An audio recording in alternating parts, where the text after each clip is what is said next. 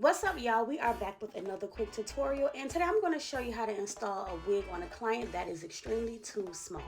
Now, the first thing you want to do is go ahead and cut that frontal completely off of the wig because you're going to install that first, like you see I have done here. Now, going in with my lace matte adhesive, I'm going to apply a few thin layers and I'm going to spread it out until it is completely clear. Once that glue turns completely clear, go ahead and place down your frontal by itself, but don't worry because we will make this wig whole again.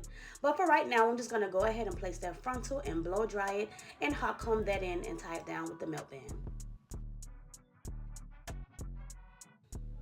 So now that our melt band is on, you want to go ahead and reattach the back of the wig to the frontal. And you want to be very careful with this part because you do not want to sew through that stocking cap at all. You're simply going through the back of the wig and through the end of that frontal to reattach it back together. And you just want to start with the middle first and just sew one side down at a time. And that's how you reattach your frontal back to your wig. And when she removes this, it comes off as one piece as it should have from the beginning.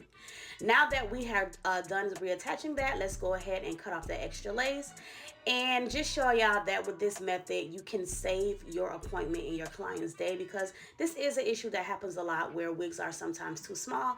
But this was just a quick little hack to show you how you can correct that issue and still be able to service your client.